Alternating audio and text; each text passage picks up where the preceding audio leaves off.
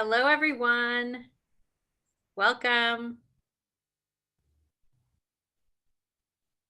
Use the chat and let us know where you're tuning in from. Always so fun to see where you are joining us from.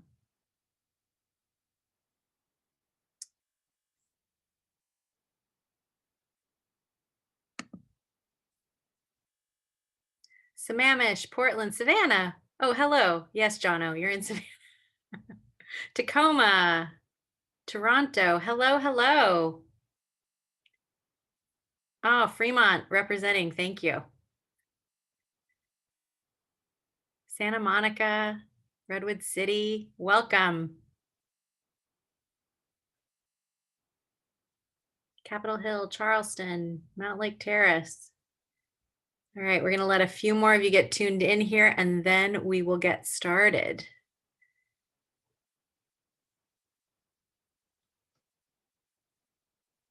All right.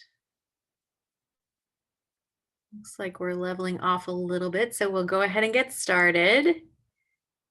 All right. Hi, everyone. Welcome. I'm Laura Hamilton. I have a cookbook shop here in Seattle that is called Booklarder.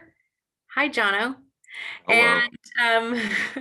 And in normal times, we do a lot of author talks and cooking classes in person in the shop. But we have taken all of that to Zoom for the time being. The great part of that is that it gives us the opportunity to welcome authors from cities and really from all over the world, from places where they might not have otherwise traveled to Seattle, and to welcome you from all over the country and all over the world. So thank you so much for being here. I am so delighted tonight to welcome Mashama Bailey and John O. Morisano, who are the authors of this wonderful new book, Black, White, and the Gray, about their fantastic restaurant in Savannah and the story of how they became friends and created that restaurant. They are going to be in conversation with Olaiya Land, who is a longtime friend of Booklarder and is the founder of a fantastic website called Lioness that you should definitely check out. The book is available at booklarder.com, and I will drop a little link into the chat. If you buy it from us, if you're so inclined, that's a really great way for you to support this event and our independent bookstore. We are going to spend about an hour on the conversation, and of course, there will be time for questions. So please, if you would, use the little Q&A button at the bottom of your screen for questions. Use the chat to talk to each other and make comments if you like, but if you have a question, use that Q&A button, and that makes it easier for Olaiya and I to keep track of those. And when you're using the chat, just a little tip, if you choose, there's a little drop-down menu. If you choose all panelists and attendees, then everybody can see what you're saying. All right, so thank you for being here, and I'm going to welcome Mashama Bailey, John O. Morisano, and Olaiya Land. Hello. Hello. How's it How are going? Good. How are you? Good. You guys, I am so excited for this talk. I was telling Mashama and John, first of all, John or Jono, because it's Jono in the book. Jono. Okay. Yeah. No, my mom afflicted me with that name. I was telling Mashama and Jono before we came on the call that I, in my typical like human fashion, was procrastinating reading the book. I was like, I know it's good. It's got all this great press, but I'm a procrastinator. And then I cracked it and I didn't put it down for 3 days. Such a good read. I'm so excited to talk to you about it. So yes, before we get into it, I just want to say congratulations on putting together, opening a restaurant that gets national acclaim is already like a feat in and of itself. But then to write such a compelling book, I think is really impressive. So congratulations on that. Thank you. I think this book is so much more than the story of an opening of a restaurant. It's the story of, for me, it was the story of daring to make a risky idea reality, the story of a friendship, the story of the importance of family, the story of the role that place plays on us. Like there's so much in here about place, the story of conflict and misunderstanding and growth. As two people from different backgrounds work to create something more than themselves. Like story incorporates so many big themes. So I want to get into some of those tonight. But before we start, I was wondering if you could I always like people to know who you are, people who haven't read this book, maybe people who've never even heard of The Gray. I was wondering if you could talk a little bit about just briefly, about your background and just the concept. John O, you were like, you bought this property in Savannah, how you got there, how you moved to Savannah, and who you are. Okay, I'll start. So I was born in one of the boroughs of New York City, Staten Island. My dad was a fireman. My mom was a stay-at-home mom most of her life. Really blue collar upbringing. Put myself through college at like a local commuter school. Ended up an accountant. Worked in sort of the media business after I got out of accountancy, but very entrepreneurial. Like we just were sort of run and gun, shoot from the hip kind of startup entrepreneurs. Did that for almost 20 years. And at some point late in that, my wife and I took a drive around the South because our trip to Europe was canceled because of a volcano that was erupting in Iceland and didn't allow us to fly to this dream vacation. And so we drove around the South, drove through Savannah, like quite literally fell in love. A year later, we bought a house as a retirement plan. And at that point, my career was completely unraveling. My business partner and I were breaking up, and it was depressing and hard and terrible, like divorce-like after you've been with somebody so long. And it was just time to split. And I looked for opportunities in Savannah because I was so dejected by New York City. And that led to me thinking about real estate. And then I came across the bus terminal. And as soon as we bought the bus terminal, I realized that I'm not a passive real estate guy and I love food and wine. And I decided like immediately that I would turn it into a restaurant and find a business partner who knew how to cook. I have to say, nothing about you seems passive at all. You seem like a very from reading the book. And okay, and what about you, Mashama? Let's hear your a little bit about your background. Okay. I was born in the Bronx, raised in Queens and Savannah. After college, I went to college for psychology. Both my parents were social workers, so I thought that would be a cool thing to kind of engage in, and ended up hating it.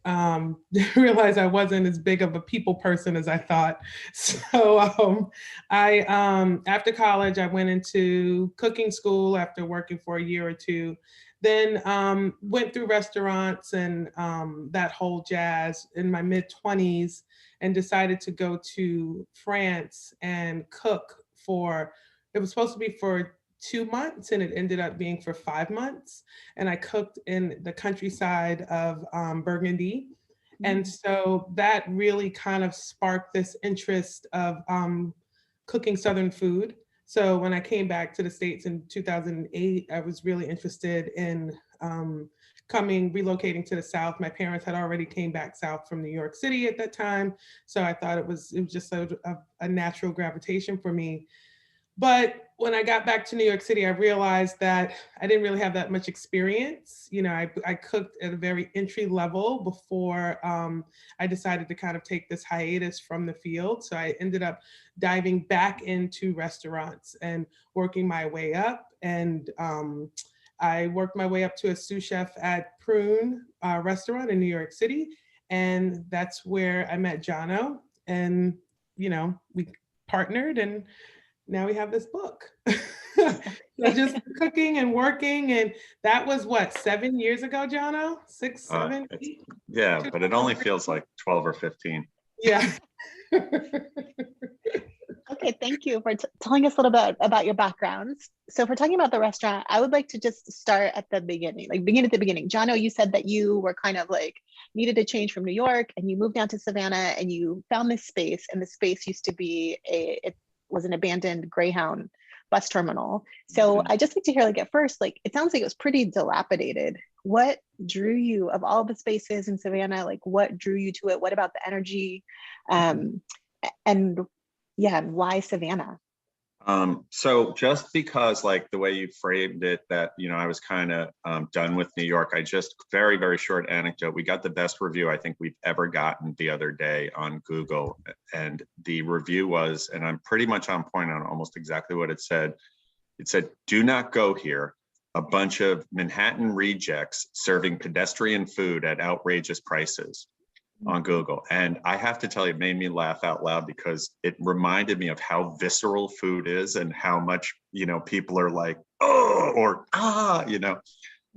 so yeah, no, I was completely just burnt out and at this real turning point. And food and wine was such at the forefront of my mind my entire career. And so as I was exploring real estate in Savannah, I think in retrospect, I had this secret plan that it was going to be a restaurant, right? Okay. And I just hadn't broken the news to myself or my wife or my yet to be met business partner, but that was kind of my plan. And when I went into the bus terminal, it was completely boarded up from the street side. It sits on Martin Luther King Jr. Boulevard, and you literally could see nothing of the building. It was just white plywood in front of it. And so when the real estate broker took us around back and we went in the side entrance where the buses used to pull in, I walked in and the place was not a mess. I mean, it was stacked, almost to the ceiling, 20 feet high with wooden crates of things, and it was dirty and it was filthy. And where our kitchen now resides, it was kind of coming in. And I was like, what are we doing in here? Like, this is not a project that I want to be, this looked like a major, major undertaking. And then I noticed there was this curved counter that turned out to be the old ticket counter. And it had this brown masonite on it that you could see through all of the dust. And then you could see there was this chrome banding. And then I looked up and the soffit was rounded. And I'm like, wait, what's up with this building?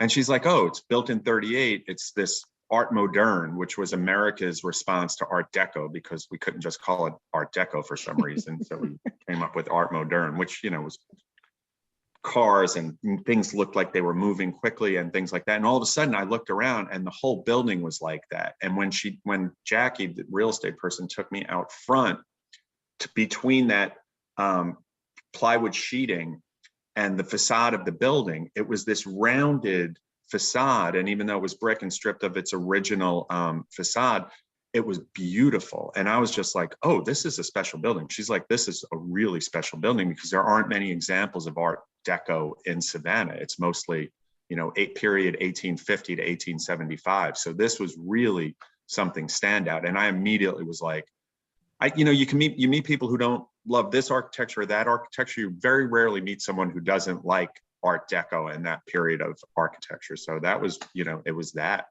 I didn't learn until later really, or absorb that it was a formerly segregated Crow era bus terminal, that came later in the sort of development.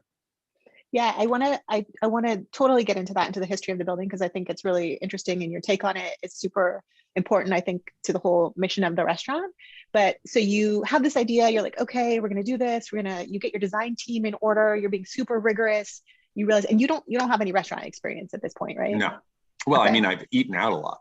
Yes. No, but at that point you didn't have any professional restaurant experience. And so you're looking for your chef, and it came to you, you decided that you really were going to intentionally seek a Black woman chef. And I was wondering if that's an unusual move. And coming from somebody with no restaurant experience and your background, where did that come from? The reason it didn't seem that unusual to me is, in my brain, the designers and the kitchen designer kept saying to me, you need a chef, you need a chef, you need a chef. And I would say back, it's like, yeah, I know. But in my mind, I needed a business partner, right? Because, I'm an accountant. I knew things about startups. I've run businesses before. I've grown businesses. I've failed at a lot of them. I know a lot of the pitfalls.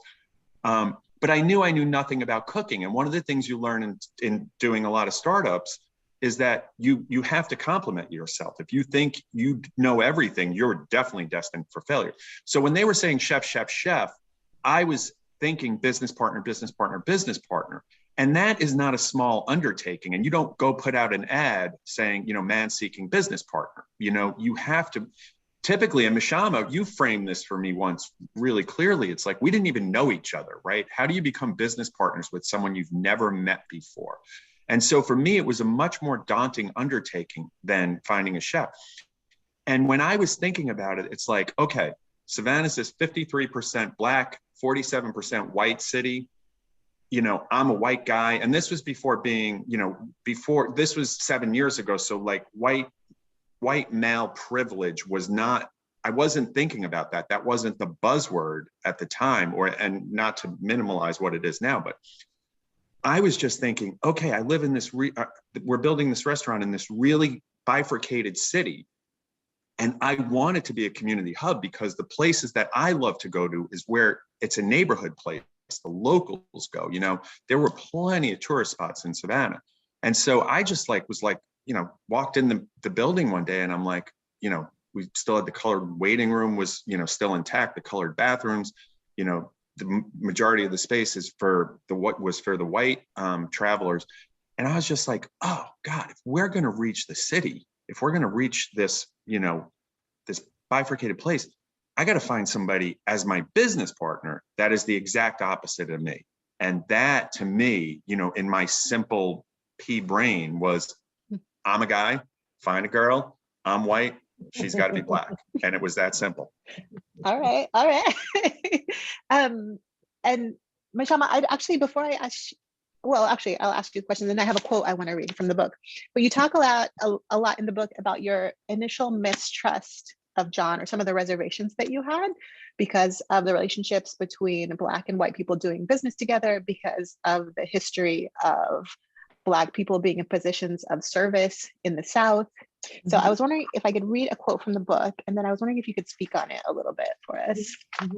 So you write that what John O was likely was not sensitive to is how African-American women are historically unprotected in society. Black men and women have been stripped and robbed of their dignity in so many ways, each not knowing where they stand and having to go it alone in this world. Black women are especially vulnerable. So John O seeking one meant he was putting himself in a position from which he could not begin to understand the historical and cultural ramifications of the endeavor. So I like that John O's just like, okay, let's find the opposite, but it's so much bigger than that. So how did it strike you at first? At first, I was suspicious. And I think, you know, the reason why I even considered, you know, meeting him is because my chef and mentor had met with him first. And she, you know, she was very plain English. She explained to me that she didn't know him and he had this idea and she didn't know he was crazy or not. She was just like, I don't know what's going on with this guy, but I know your family's in the South. I know you want to move down South. And you and I just had a discussion about African-American representation in the culinary arts, especially in the South. She had just come from this symposium that was in Oxford, Mississippi, and she just observed that there weren't any Black female chefs at this symposium. And not that we don't exist, we just don't have access to those things, right? And so she kind of poked the bear, so to speak, and got me thinking about, you know, where I was going to take my career. I knew working there, it was time for me to sort of begin to move on, and I wasn't sure what I wanted to do, and I did not want to go into this sort of like back into this brigade fine dining white kitchen. I wanted to stay with, you know, this with this prune sort of layout that I was working at for 3+ years. So I was very suspicious. He was, you know, she was representing him like he was from Savannah. So I immediately thought about racism, and I immediately thought about white and Black partnerships in the South. So I was very cautious and very suspicious when I went into the meeting with him. And it seems like it took a while for that, like through this process, for that to abate. So you guys write a lot about the ups and downs of your creative partnership, of your business partnership, of your friendship. So I was wondering if you could, either of you who wants to field this, talk a little bit about some of the biggest challenges, some of the highlights, and when did it finally click? Like, oh, this is going to be okay. We're still working through it. Yeah, I feel, okay. I do feel like, you know, when you think about like the move and the partnership and the setting up of everything, we hadn't known each other for a year and we opened a restaurant together. So so we were so focused on the goal of opening a restaurant that we never really, and whether or not we just innately got along with one another, we never really kind of pulled back the layers and got a perspective of where the other one stood on race or their own racial biases. And one of the things that I discovered, one of the hardest parts about this book was being vulnerable and was being honest about, your feelings towards race. And then, and Jana was very good about like kind of laying his heart on the line and being very open for criticism, which allowed me to kind of, let down my guard and be a little bit more vulnerable. So I think really the book was the part that kind of got us over this hump where we can really start to communicate as human to human, but leading, with that whole sort of time frame within the book, we were still very kind of walking on eggshells around each other a little bit. But there were moments where we had to trust each other because, I've said to Mashama a few times, you have your team and there's a lot of people who, you rely upon and they rely upon you. But at the end of the day, it's like, we're the owners, we're the people, the leaders, and it's me and her. Like, I've said to her, it's just me and you at the end of the day. And there are moments along the way, like early on, Mashama was really struggling with her kitchen team and she had an emotional episode out in our yard. And I was the one that she sort of trusted with it, and that was, it was a small moment, right? But I had never seen her, I saw her get a little bit angry before, but mostly she was really kept her emotions checked.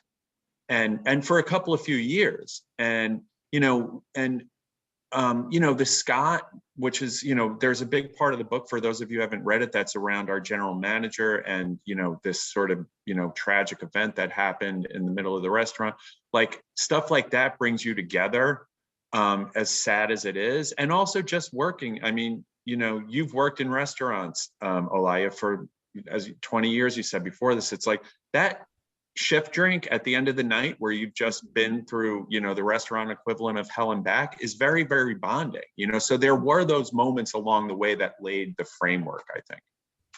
Yeah, you totally get that esprit de corps, like from working in a restaurant. It's like you're all in the shit together all the time. Really. And every time you survive it, which is every night, you're like, woohoo, look at us, Yes.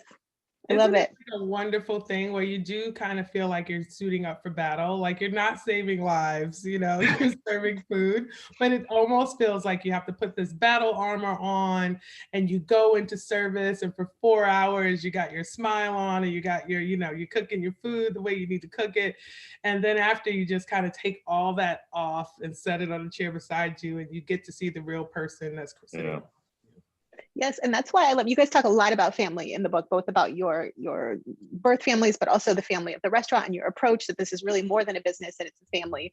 And for me, when I worked in restaurants, I'm an only child. And that was the thing that I loved the most, was the sense that like, we're in it together, we're a family, I have your back, you have my back, if you're working at a good place. It's such a, I don't know, I think it's really powerful. Yeah. You need the support, you need the support because you're interacting with, initially a bunch of strangers and then you get your locals and you get to know them and stuff like that, but you really get to know the staff you're working with. Yes.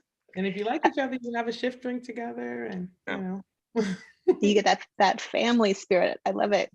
It cuts both ways though. In that that the familial aspect cuts both ways, yes. Like you get the dysfunction too, and boundaries get blurred sometimes on between leadership and mom or dadship. Yes. And I think we've struggled with that during the pandemic a lot and came to some hard lessons. Yeah, that's a good point. Yeah, I love that you write about that in the book. You talk very openly about your successes, but also challenges and like what you consider to be failures. I'd love to transition and talk a little bit more about the restaurant itself. So we have this historical, this amazing piece of architecture. All this work is done. It's transformed into a restaurant. And it seems to me like you guys made some very super intentional choices, both in the choice of the space, opening this restaurant in the Deep South, everything from the architecture, the artwork, how you staffed it, the kind of food that you served, to highlight inclusivity and to have this message that's kind of bigger than a typical restaurant. So I wanted to ask, I'll ask Mashama first. It seems like you made a really concerted effort to make sure that there were people in the dining room and in the staff who looked like you, that there were Black people, and that was really challenging at first. So how did that go for you, and how is it going now? I mean, I think it's still challenging, I think. In the beginning, there are very few Black folks and people of color, of just people of color, that even applied to the Gray. So it was very sort of this, very, very much coming from this one background. And one of the exercises I used to do in the beginning of services, I used to count the people of color that came into the restaurant and ate. I would say, okay, we have 4 last night and we had 6 on Saturday. And, and I would just notice the times they would come in and how that would increase. And I would get excited. I would even send them, a little extra something to kind of like make them feel special and wanted, and wanted. And that was really, I was just so self-conscious about that, because we didn't have a ton of representation on the staff that was guest facing. A lot of Black folks were in the kitchen, our porter team, a couple of our cooks, but mainly in the front of house, it was all white faces. So that was really, I really struggled with that a lot, and I still struggle with it. But pre-pandemic, we had a really beautiful multicultural staff, and it was really just kind of like the dream. The kitchen was blended, the front was blended, and people walked in, and you started to see this increase. And I think it had something to do with Chef's Table coming out as well, but there was definitely this increase of color, people, of patrons who were coming in from all different races and things like that. Now, post-pandemic, we're kind of starting back from scratch a little bit. So, we're kind of back where we started, but we're still looking, and we still want to include, everyone who's skilled and wants to work for us. It's really important for me to see see a reflection of myself on the line as I'm expoing, and also in the front as they're taking orders. But it's been a struggle. It's been a real struggle. Yeah. Yeah, I believe that. My husband and I took a tour of the South. It was like 2014, 2013. And we were really shocked at the clear division of the people handling the money. Even the servers, Black people were back servers, bussers, and kitchen, and that was it. Yeah. No patrons. We were kind of shocked. But there's a restaurant here in Savannah, and I'm not going to name it, but there is, you walk in and there are white people in the front and Black people in the back, and that's it, and that's it. And it's a little, you become really aware of what your mission is, right? Especially if you want to be inclusive and you want to change the narrative. Yes. And let's talk about the food, because it seems like the food was really intentional, and it was something that kind of took a long time to coalesce. So John O, you have an Italian background. Mashama, you grew up between New York and Georgia, and there was kind of for a while this tension between, is this going to be Italian? Is it going to be Southern? And it was really beautiful to watch it unfold as you kind of, Mashama, like really stood up for what you believed in and pushed for this idea that Southern foodways are complex and more than what you see on the Paula Deen show, and are really worthy of being represented and respected, and grew to work with local farmers. Could you guys both talk a little bit about how you came to your vision of what the food should be? I would just like to say she never ever said that. She never said that. I never said what, the Paula Deen show? No, any of it, like the foodways, and it's so important. Like, that's not true. No, it's like it was more of a slow build than that. But you're a better person to answer this question than I am. I'm just here to be your gut check. Honestly, I was really, when the whole menu thing was coming about, I was really still in this mental place where I was trying to please John O, where I felt like I was still working for him instead of working with him. And so I was super sensitive about that, because this is what he wanted. And he talked about it for a couple of weeks. And I was just kind of like, Well, didn't he even take you to Italy to kind of try to? Yeah, we went to Italy. And so I didn't know that we were going to Italy to cook Italian food at the Gray restaurant in Savannah. And I don't think he knew that either. But Okay. I was like, yeah, let's go to Italy. Italian food is great. I love it. But I definitely was like, it took a little bit of it took some courage for me to put my foot down, because I knew at the end of the day that I had to be motivated by it. And it was scary. It was a scary thing to do because I didn't know how he was going to react or if he was going to support it. And it's been a really interesting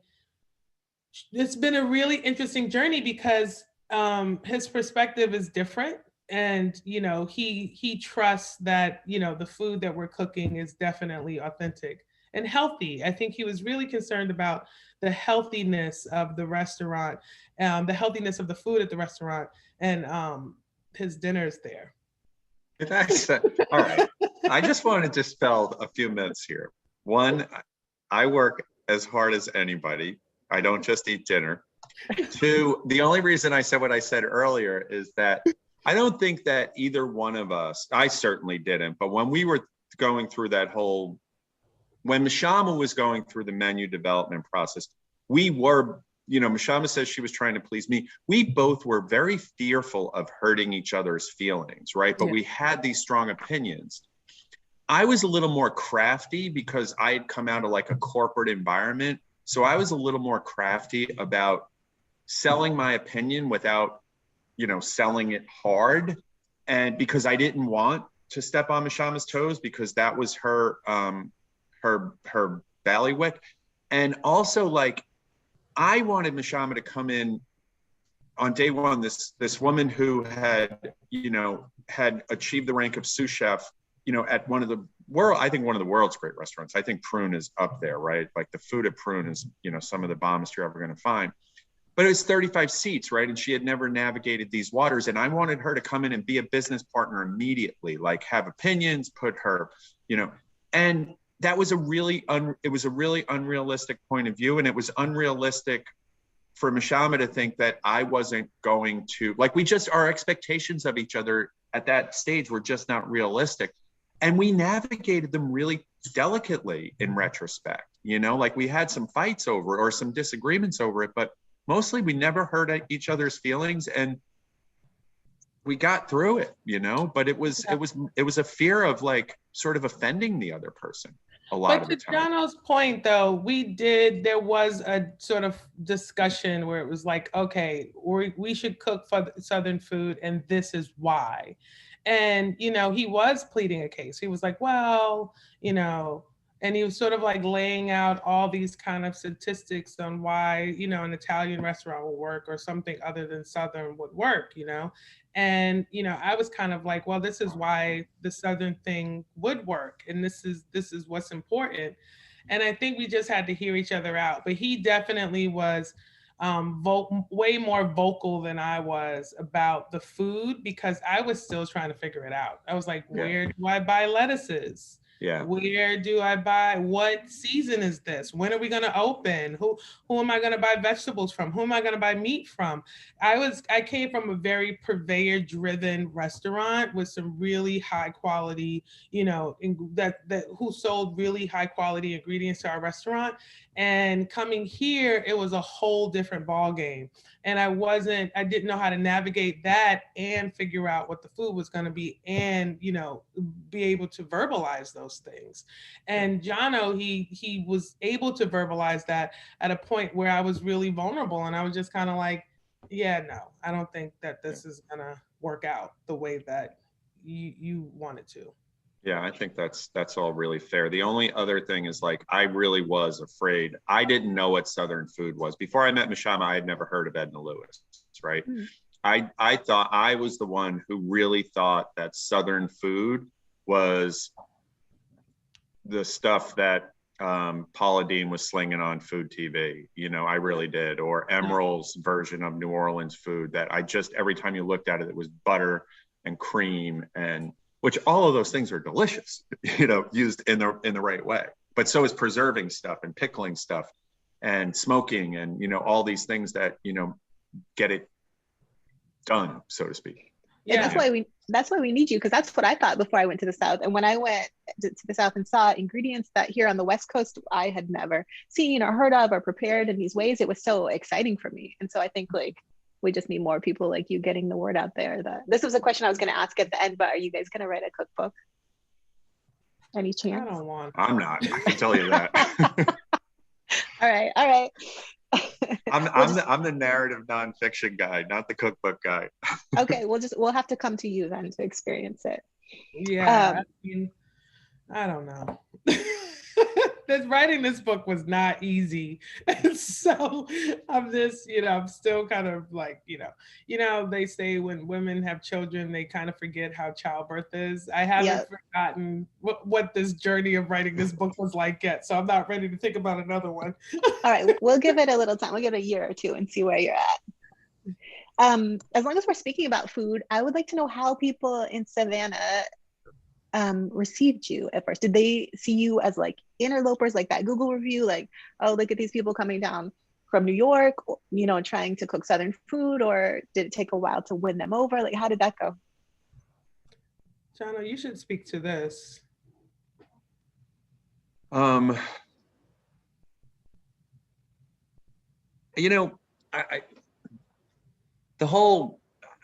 don't know. I think that in my head, it was harder than it actually was, because I feel like an underdog, because of my background, my dad being a fireman, like I always feel like I have to prove something, and I always feel like I'm never doing a good job at it, and that I'm sort of faking it. I think that there's a trust, like anything, right? A couple of Northerners in the South, like even though Mashama was, spent her grammar school years in the South, they still viewed us as New Yorkers, right? They still do to this day, and rightfully so. I think that, and Mashama, am I right? Like, do you consider yourself more a New Yorker than a Southerner, right? Absolutely. When people ask me where I'm from, I say New York. Yeah, and so Mashama also says this, it's like, I expected that we were going to open this restaurant and everybody was almost going to be grateful, right? Because I knew how committed we were from getting it right, and what the sort of blood, sweat, and tears that we were putting in it, and that everybody was going to show. The white community was going to show, the Black community was going to show. And and I think that as an entrepreneur, you always have to think like that. You always have to think that you can do it and you're going to get it right. Otherwise, if you don't have that mindset, there would be no entrepreneurs, because if you're like, oh, I'm not sure, this is going to be hard and we're going to fail and people aren't going to accept us and they're going to be mistrusting of us, you wouldn't do it. So I still am a lot chip on my shoulder about the whole thing, in that, like, it's like, hey, look at how hard we're working. Don't look at anything else. Just come to the restaurant in the morning at 8 a.m. or come to the restaurant at midnight. You're going to find probably both of us, but at least one of us in the restaurant at all times.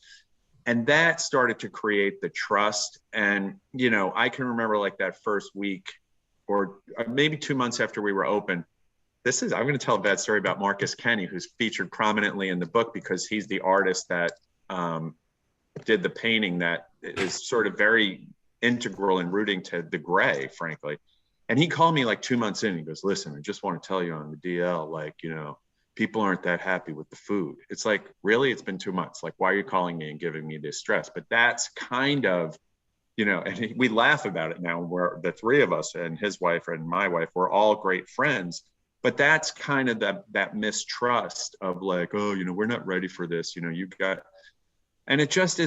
it's just keeping your head down and staying with it and not letting their mistrust defeat you. And I don't really care about winning them over anymore. Like, we literally had another restaurant tour call us out on Facebook the other day for some ridiculous bullshit. And so, like, I'm done trying to win people over. It's like, just, you're either with the rising tide, of which we're just one element, or you're not, Mm. And what about you, Mashama? How did you feel about it? Like, how do you feel about, like, do you feel concerned with winning people over? Or are you just in the kitchen doing your thing?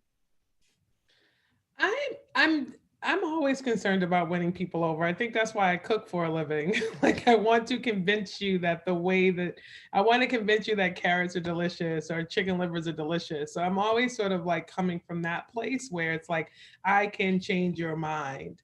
I can show you another way. But when it comes to sort of, you know, bending towards people's opinions or not, I don't really adhere to that. You know, You never did. You never did. we had a guest very, very early on who is a pretty prominent downtown couple, and he wanted tomatoes. And tomatoes, he just wanted some tomatoes on a salad. And I was like, we don't have any tomatoes. The only tomatoes we have are like these green tomatoes. And I wouldn't give him tomatoes on a salad. And John was like, but you have to. And I'm like, but we don't have them. And if I give them these tomatoes, they're not good tomatoes. It's February, you know, they just don't taste good. We didn't have any sort of like, you know, hydroponically grown, like we just, you know, we didn't have it. And we almost, there was a fear of like losing this person. And he was influential in the downtown community. He was friends with everyone. So there was this big fear, but I was just like, nope, I'm not going to, you know, I'm not going to give someone something that I'm not proud of, and something just because now it's like every time he comes, I got to have like tomatoes for this person all the time and wait, you know, holding and waiting for him to come in. And so very early on, I decided that I was going to do it the way that I wanted to do it, and listen to the opinions that are valid, but not sort of like try to please everyone. And that's just kind of how I am.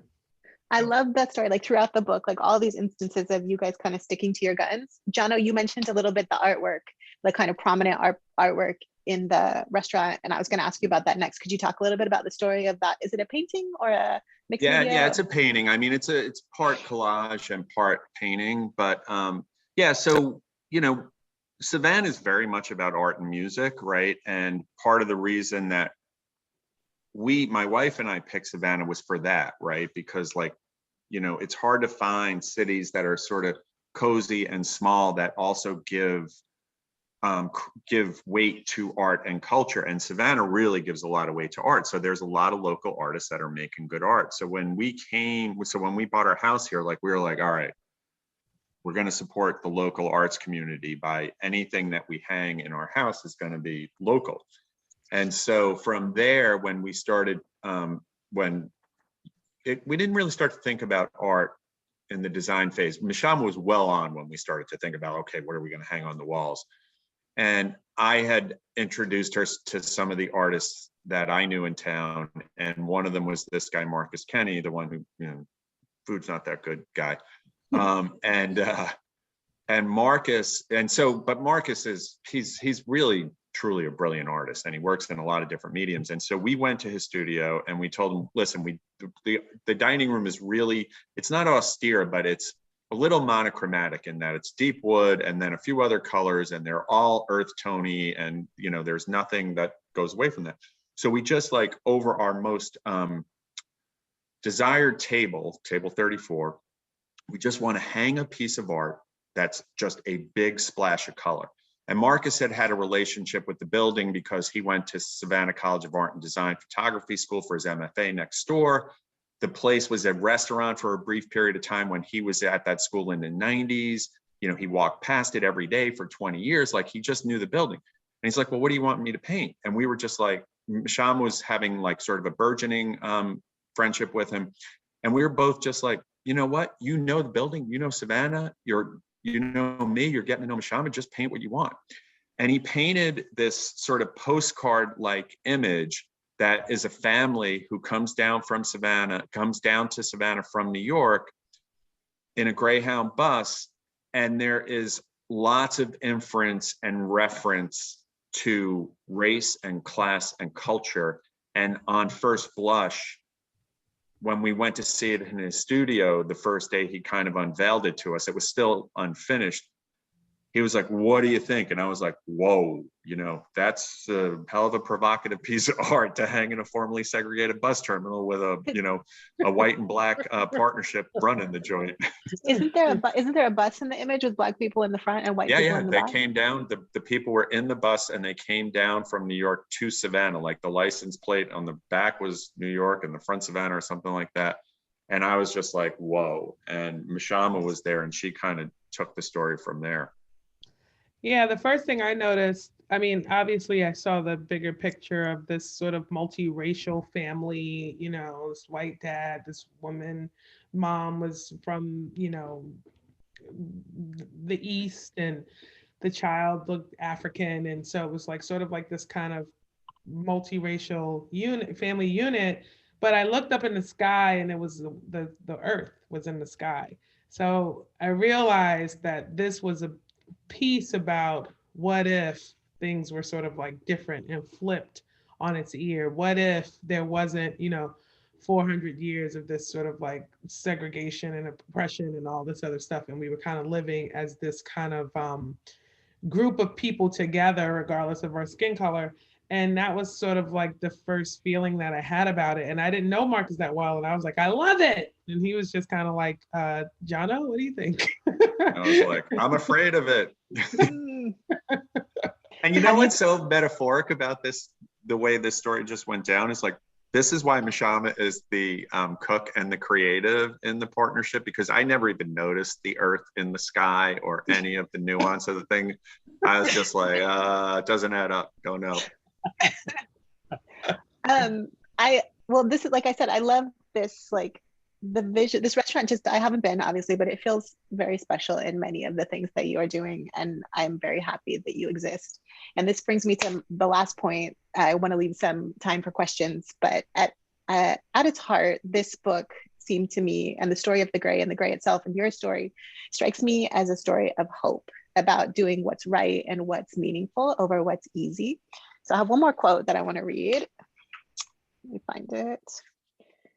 So this is this page has quotes from both of you. So John O writes, "Together we set out on this journey to learn from each other and live a life that I could have never dreamed would be so fulfilling, while simultaneously being so damn uncomfortable. Uncomfortable running a business I knew nothing about, uncomfortable in my relationship to race, class, and culture, uncomfortable learning so much about myself and human decency from the most unsuspecting people and places, uncomfortable in our success, uncomfortable with our feelings." And then Mashama, you write, "I have seen change and progress. It's slow and sometimes it looks motionless, but it's there, happening for those who want to witness it and be part of the change." And then John closes with, "Quite simply, the gray is our work in progress." And I love this quote. And I just want to bring this back to, like, opening a restaurant is not easy. Opening a restaurant in a newly adopted city is not easy. Opening a restaurant in a newly adopted city with a business partner that you barely know is not easy. Running a restaurant in the middle of a global pandemic is not easy. So what is it that motivates you to just keep pushing and keep going and doing these things that are meaningful and special instead of the thing that is easy? I just love it. I love what I do. And I had to decide that very early on. When I was in cooking school, one of my chefs asked me, or he just put it out to the class. He said, he just basically said, if you don't love this business, then get out of it. And I grappled with that, probably for like a month, because I was already changing careers and I wasn't sure what I wanted to do. And I think this is the first thing that in my life that I've ever given my whole self to. And I just can't really imagine doing anything else. And so the pandemic was really, really scary for me, because I didn't know what else I was going to do. I didn't know what else I was going to do. I didn't want to start all over. I didn't know how this was all going to end. And so, I am very thankful that there's been some life that's been, and some hope that's been breathed back into the space that we're so so honored and grateful to call the Gray Restaurant, and that our staff is really on board and engaged. And it's just been really kind of like this kind of perseverance of the human spirit, and we've been able to witness that. And I think that's what cooking does, and that's what restaurants do. So I'm charged, supercharged. Yeah. I love it. What about you, Jono? Um, I don't know. I don't know. I think, I don't know. I think it matters, and it doesn't matter like in a, you know, and I hate this. I hate, you know, to the cliche of like, we're not curing cancer, so it doesn't matter like that. But I'm sort of overwhelmed, even as you were reading those quotes, I'm sort of overwhelmed by, you know, these last 6.5 years. And, you know, I definitely fantasized last summer after some, you know, tough times, you know, through the pandemic. And, you know, when you're the leader, like Mashama and I are, and you know, you often feel in a way very taken advantage of because people always want more from you. And we live in an era where anyone is allowed to shoot at you regardless of if they've accomplished or not. Mm. And I find that very disheartening, frankly, because, you know, I've failed a lot, and I've made a lot of mistakes, but I'm always sort of dusting myself and getting up. And when I see, you know, with this whole career prior to the gray, and then the gray all of a sudden becoming, you know, as you just put it, and I agree with you. I think that the gray, if it represents anything, it represents hope, right? It represents hope, because Mashama and I could have very easily parted ways after a year or two, and there were plenty of opportunities to do that. And there were plenty of opportunities to get angry with each other, or to say, you don't understand me, or you don't, you know, and vice versa. And the fact that we've kind of stuck with it and made a lot of mistakes along the way, and, you know, hurt feelings, and you know, shared a lot of love and tears and all that stuff. And so, yeah, I think that that's what makes me want to keep doing it, is that it's super fun. And it means something to a handful of people. And I've never really had that before at this sort of very intellectual and emotional level. So, yeah. Well, that's what restaurants do, I think. Restaurants in this business really it just gets down to the human level. And it's messy, and it's emotional, and it's nourishing, and it's exciting. Yeah, Mashama knows, like, I cry all the time at this point in my life. I think that happens to aging men, but I do. Well, you said a handful of people, and I think for sure more than a handful of people. Like, I don't know, for me personally, like, as somebody who is biracial, who is married to a white man, who's worked in the restaurant industry, like, all of these themes that you're representing in this book, like, they give me a lot of hope. I love to read it. So thank you for talking so candidly about it. And I just want to quickly, before we run out of time, I want to get to some of these questions. Yeah. So let's see. Taslim Kashra, I hope I'm pronouncing that correctly. Oh, this is a very good question. How did you end up on picking Gray as the name?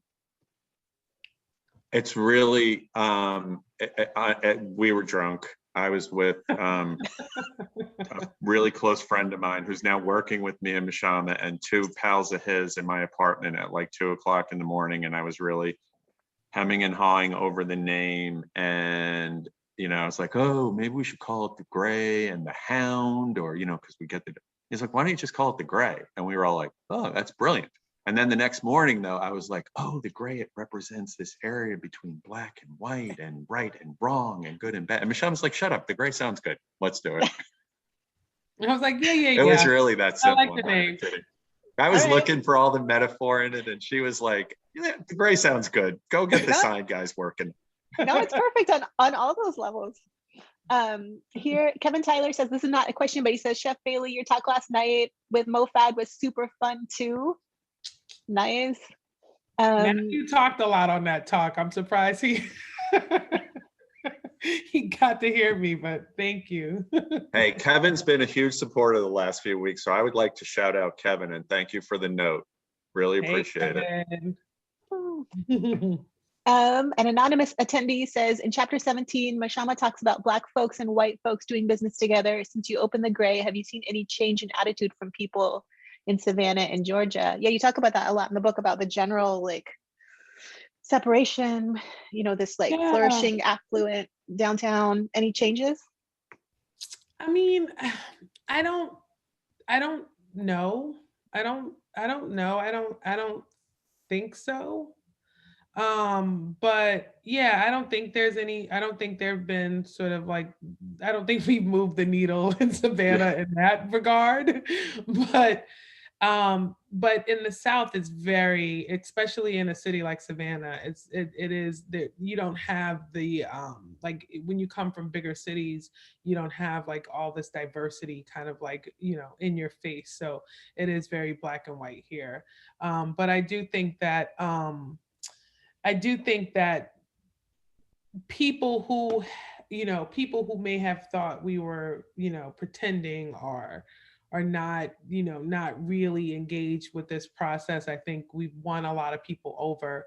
And I think the biggest change is that, you know, I see myself as a business partner, and I think people view me as a business partner. And I think a lot of those first few years, I was very sensitive to how people took my opinions, because I would ask a question and they would look at John O, and so I think like those types of things are different, especially for me. So I also think that I think that the book is making a difference in Savannah. Like, Savannah is a really small place when you get down to it in terms of like, sort of that circle of people that make the town move. And some of that are white people and some of that are black people. The government is primarily in the hands of the black community, and the money base is in the hands of the white community primarily. It's not exclusive, but I think that at least with the people I know, who I think were holding their breath when the book came out, in terms of, oh, is this going to be like some soapboxy thing? Are they going to be preaching? Are they going to? And when they saw that we were just being honest about how really hard it is to do this, because it is, I think they went, oh, so you guys are for real. Like, this is not bullshit. And I think the book reinforced it, because, for good or for bad, and whether you like the book or don't like the book, or you think the writing's good or the writing sucks, it's like we put ourselves out there, And I think that Savannah, at least the feedback I'm getting, is people are appreciating that. And so maybe that helps. I don't know. I love that. People always resonate, I think, with people putting their real selves out there. A couple more questions quickly. Mashama, what are some of your favorite food writing books? Where do you go for inspiration? Edna Lewis, first and foremost. I really like I like cookbooks from the 70s and from the 80s. I like old cookbooks that are a little dusty. I just got the Jack Pepin La Techniques cookbook, and I opted for like the old, out of print version. I like Julia Child. I like James Beard. One of American Cookery was a book that I used a lot as an encyclopedia for the first 2 years. I really like all the Tartine books, like Bar Tartine in particular. When it comes to like fermentation and pickling, you have to put up in the South, so books like that tend to resonate with me, because you can't just put vinegar and pickle everything. You have to kind of get creative with how you're preserving. So yeah, but I can read Taste of Country Cooking by Edna Lewis like a novel. Yeah. Awesome. Thank you for sharing. And let's get in one more question. Teresa Mullen writes, would you replicate this in another place in the country, or has this experience been too unique and special to your area? No, we wouldn't. The Gray is, well, before we got on the feed, Olaiya, you mentioned, the book is so much about place. The Gray is all about that building, and it's about the two people, me and her, me and Mashama in it. for whatever happened, like there was a chemical reaction and it only could have happened in that building. It can't happen anywhere else in any other bus terminal. For the first few years, how many people tried to sell us bus terminals? We were going to become the bus terminal people, you know? Yeah, seriously. Yeah. So it's like, no, but we're going to do what we're doing other things. We'll just, the gray is where you will always find us and where we will, I mean, that's no, it's too, for me, it's just too, it's too special and it requires too much of us. If we did another one of these, I think we'd be dead within a week. There's so much synchronicity in your story. I kept thinking, like, what if that volcano hadn't erupted? What if you hadn't written to Gabrielle Hamilton? What if like all these coincidences that led to this beautiful thing? So yeah, there's a lot of, I think there's a lot of yes and in this book, you know, like we're very open for something different and a change, and we both were, you know, we're both saying yes to it. And I think a lot of people who question whether they should do something or are fearful of change, you know, if you say yes to the first thing, then, you know, hopefully you have the courage to kind of continue it. You know, John O has this saying, and I don't know where you get it from, if you're in for a penny, you're in for a pound. And I love that. I love that saying. I love it because it's true. It's like once you kind of step off that cliff, you just got to trust the process. yeah. And I'm really grateful that we decided to trust the process, because there were moments where we were like, process. We don't need no stinking process. We don't need no process. well, thank you. It's been really wonderful chatting with you. The book is fantastic. Everybody needs to go out and get a copy. It's so good. Thank you so much. So nice to meet you. This was really fun. Yes, like, thank this you is so a fun much. conversation. No, it was great. Thanks, Thank you Laura. so much, Yeah. Mashama and John O, and congratulations on your wonderful book. Thank you, Olaiya, Thank for you. leading the discussion. Thank you, everyone, for joining us this evening. We will post this to YouTube, and everyone will get an email with a link to that. Share it, and you can watch it again if you want. Thank you so much, everyone. Stay safe and healthy, and thank you for joining us. Thanks, everybody. Bye. Thanks, everybody who Bye. attended. Good night. Good night.